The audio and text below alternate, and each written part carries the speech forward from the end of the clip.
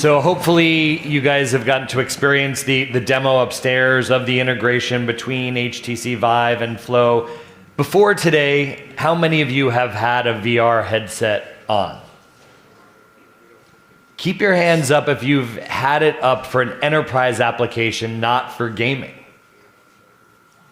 Okay, so some hands still say it up, because this is where we're here to really talk about the enterprise and how enterprise is embracing virtual reality. Just one, okay. False alarm this time. So I think we're going to start with a quick video, and Jason, you're going to walk us through currently, sort of what Flow is doing. So let's cue the video, and why don't you tell us sort of a little about what we're seeing? Sure. Thank you. Hello, everybody. This is the partnership with HTC and ourselves. Flow Immersive does the visualization. How do we have a great conversation or collaboration around data? And being able to float that data above the conference room table where we can all interact with it, with virtual laser pointers, with remote avatars, if that's the case, so that we can see a greater level of detail than we're used to seeing on a flat screen. I mean, how many times has the most important point of your data been buried in point number 3 on slide number 20 of some PowerPoint deck, and the CEO or the C-suite just doesn't get it? So in this kind of a meeting, we completely change that dynamic. Everyone has the ability to see the detail that's not over-summarized. Maybe it's those couple of transactions at the end of the month or the quarter that totally changed that over-summarized report, but you didn't realize at the risk that it was only 2 transactions that made the difference. How do you see that data? How do you see that detail? Financial services, consultancies tend to be of a lot of our customers, as well as we've been in the UN, et cetera. I'd also like to mention that this feels cool. It feels like something new, but it's really just giving you a sense of mastery and control over the data, over your visualizations, and your ability to get a great mental model into the eyes, into the minds of your audience. We all have 3D mental models. That's the way our brains work, but we don't know how to communicate them well to others. And then, of course, the bottom line is make great decisions about that data. If we can't understand our problems and visualize it and can't communicate about it, or especially if we don't know how to continue to track those changes, then how are we going to solve humanity's problems or our enterprise's problems? Right. So you say, the company's been around for 9 years. Obviously, this technology is fairly new. They changed the tone at least this time. May I have your attention, please? May I have your attention? May I have your attention, please? May I have your attention? This is your fire life safety director. We are now investigating a water flow switch on the 20th floor. Once again, we are now investigating a water flow switch on the 20th floor. Okay. Please stand by for further. Yeah, waterflow. Yeah, Flow. So, how shameless plug? Yeah. God. wait. How has this technology? So the company's been around for 9 years, helping companies visualize and interact with their data. How has it changed? How has the advancements in VR sort of changed? Sort of what the company has, does.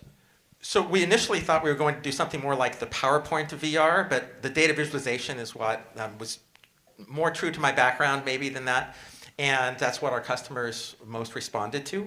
The big change the last 6 months is with what we call pass-through VR, where you can still see the real world as well as the VR, and the true AR glasses that are coming out. And as those shrink, but even just, let me just say, when you can still see each other across the table, that's where it's appropriate for enterprise, and it feels less gamey. Because I'm not a gamer. None of this is about games. This is about really helping us solve problems. So Dan, when you saw the hands go up when I asked the question about sort of people who have had even a headset on, this is a group that is fairly tech forward, is early adopters. I would say probably 20 to 30% of the hands went up. So still not a lot. Does that surprise you? Does that, when you're sitting there looking at what the opportunity is, does it surprise you that still so few people have probably experienced, especially enterprise VR? It doesn't. Just in that, I think asking anyone to do their job or do the things that they're supposed to do each day, but then put this clunky goggles on your face and trust that it's gonna make you feel well, right? And you go, okay, I just don't want to do that, right? I think when we go back and look at things like 3D TVs, you just ask people to do this exact same thing that they were doing before, and but wear glasses. And people are like, no, I don't want to do that. I already have glasses. Or you're asking me to take on something else to do the thing that I'm doing here on the couch. So that's when we start really looking at like, what are those real applications that make a difference in everybody's business and everybody's daily interactions? How do we improve that? How do we get better performance inside of the corporate environment? And 8 years ago, the only thing you could do with these headsets or goggles was gaming. So I think it's been a really good progression, but now what we're seeing is enterprise take over in investment and looking at the applications and how they can actually improve their daily interactions or performance for the year. And you both talk about this idea of collaboration, right? We collaborate now around a singular data set. And for anyone who's put a headset on, it is isolating, right? It's almost sometimes the opposite of making it feel like you're around a table. The pass-through and the way that HTC is designed, the augmented reality type features. Talk a little about sort of how collaboration is now happening. Is it literally people standing around a table together, all with headsets? Is it people who are remote interacting with other people? Is it a hybrid model? Jason, first talk about how are you seeing the adoption and how are people interacting? Are they in the same shared space? Are they remote? And what do you see is working? I think that what we see is a huge hybrid across everything, meaning some people are at home on their computers, someone's stuck at the airport on their phone, and then there'll be one group of people who are co-located, standing around and seeing it in their table. Those remote persons show up as an avatar, and it could even be multiple remote locations dialing into the same space. So we can't expect everybody to put on a headset. We can't expect the senior person on the team to have a headset wherever they may be, stuck at an airport. And just imagine a meeting where the most important person in the meeting can't get into the meeting. I mean, that would be ridiculous, right? So that flexibility is absolutely key for adoption. And there's value each step of the way. You certainly don't get a worse experience on flat screen, but in parallax where you can see more with two eyes than on a flat screen, and it is a different experience. But that, from a technology standpoint, requires this ability to really interact in near real time, right? Zero latency for anyone who. We all know on Zoom when someone's talking and there's a delay, someone talks over them. In this case, when you're talking about collaboration, everything needs to be happening at the same time. How do you think about this connected headset and the networks being able to provide this seamless, sort of ability to collaborate? Sure. So, we've actually developed the Viveverse. I think that's the new phrase everybody's terrified of, Erse, at the end of everything, metaverse. And just Jason's point, it's already in your hand. It is your computer, it's your tablet, it's your phone.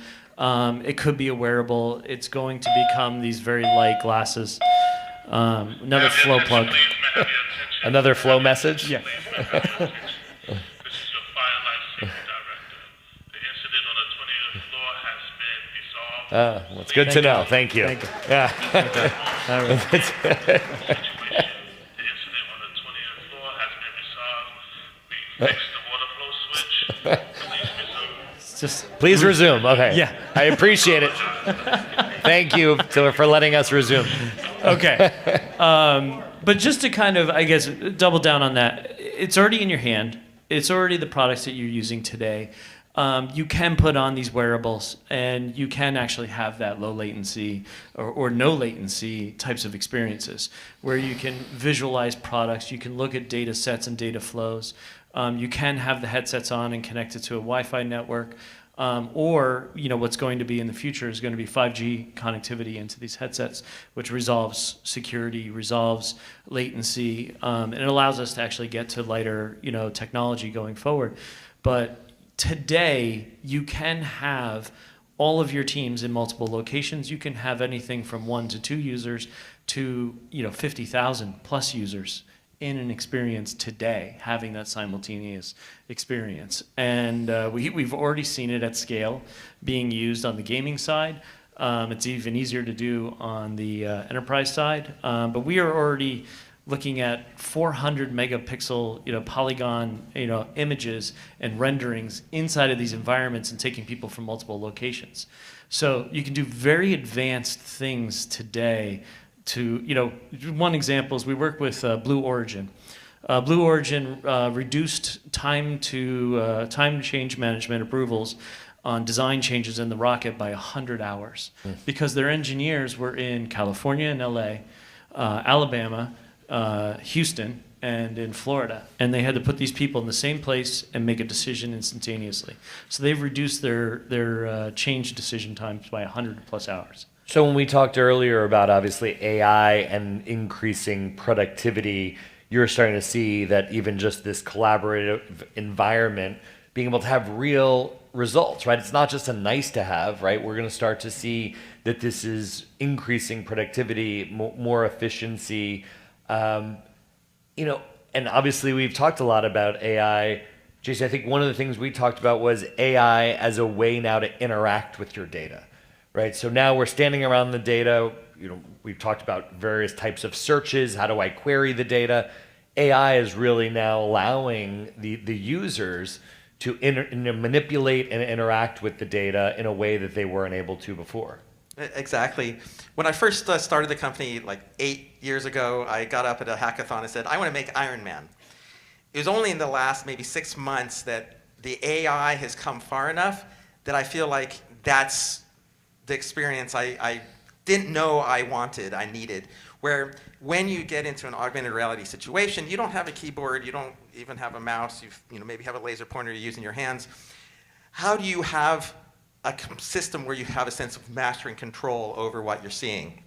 And just being able to speak to the AI and literally ask it some of the most crazy questions you can imagine. These simple things like, give me a 10-day or 10-year moving average. It writes the Python code and throws it back into 3D space for you.